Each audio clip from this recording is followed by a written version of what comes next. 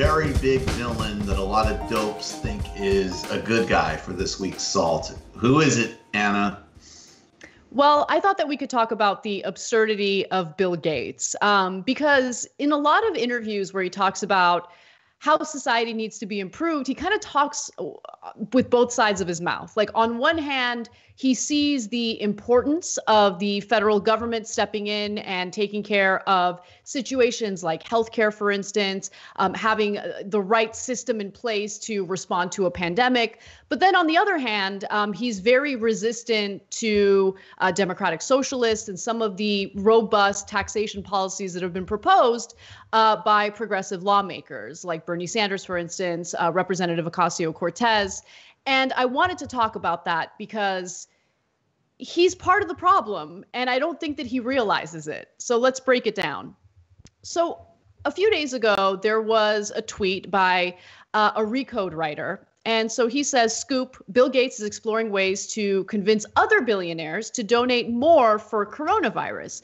Ideas that Gates has considered include launching a new COVID fund for billionaires who signed the giving pledge per sources." Okay. So at that point, AOC responded in a very snarky way. And keep in mind that Gates has come out against some of AOC's policy proposals. She responds by saying, "If only there were some public fund billionaires could pay into, along with everyone else, that helps fund our infrastructure, hospitals, and public systems all at once. It could even be a modest percentage of what they earn every year. We could have an agency collected and everything."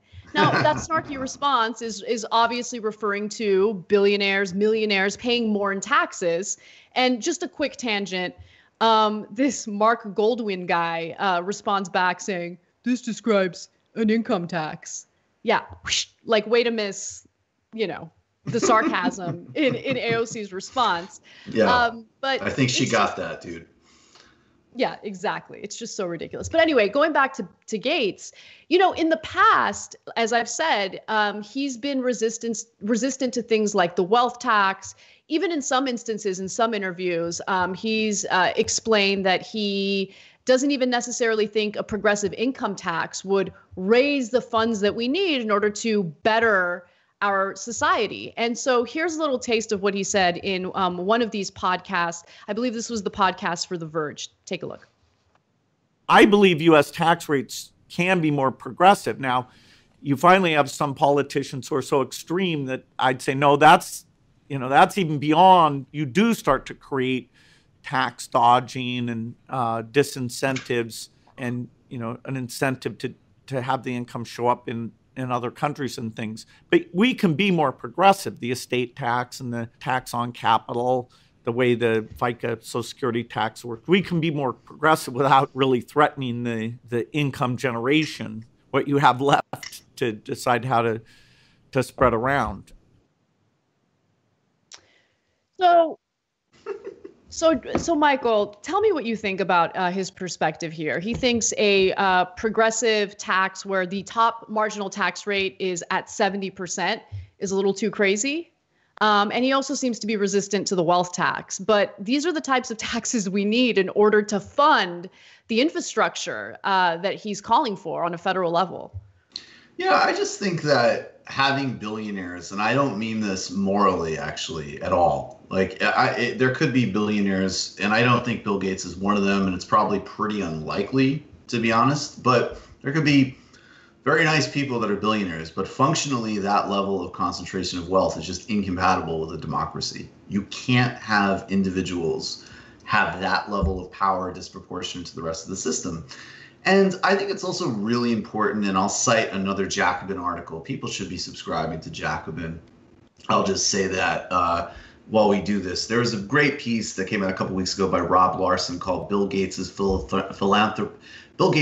philanthropic giving is a racket.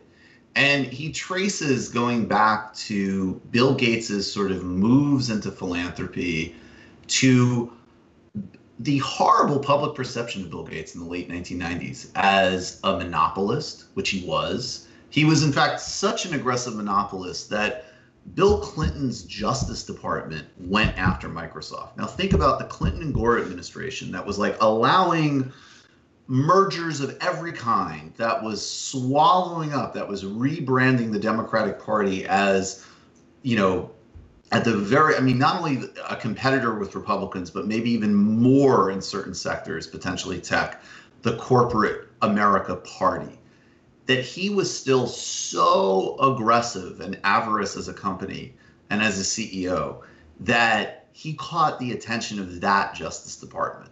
So, and that Amazing. Correlates with him starting to go into philanthropy. And then we got to then look at okay, what is he actually doing?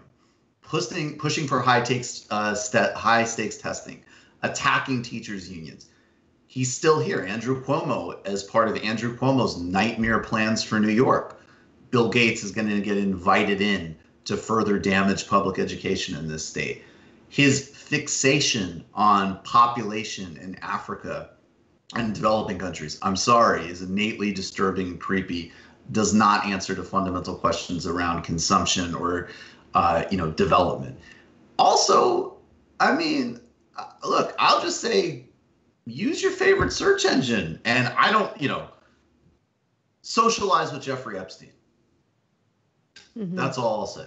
So I think the idea that this guy is and that he comes out during a pandemic of which has been facilitated going back, starting aggressively in the 80s, with the complete dismantling of public health networks internationally from obviously the United States, but World Bank and IMF plans to this day gut developing countries, European policymakers that have demanded member states cut their health funding.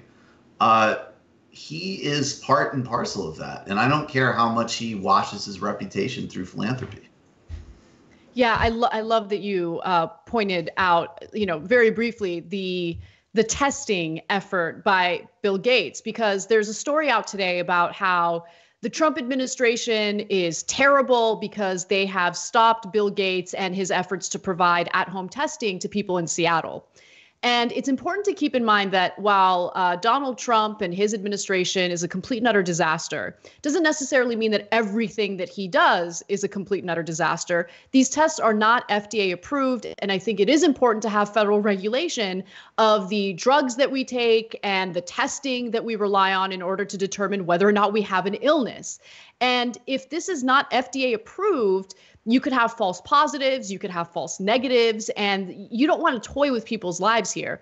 And it reminded me of a really great interview on Jacobin that I highly recommend you guys read. It was with Philip Murkowski, and he, Murkowski, yes. And he talks about, he talks about how, there's this thought process regarding the pandemic and how this is the best opportunity for leftists to accomplish their policy goals.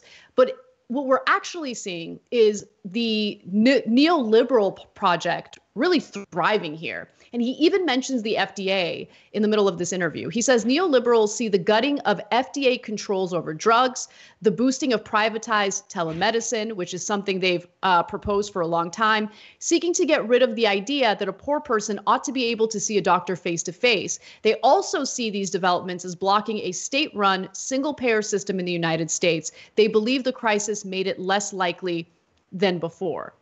Yeah. And I think it's important to understand people's intentions. And while it might be painted as nothing but good intentions in the media, just do a little digging and see whether these efforts are really based on good intentions, or if it's just meant to launder someone's image, or secretly, accomplish some of these neoliberal policies that would further, deteriorate our society and our healthcare system.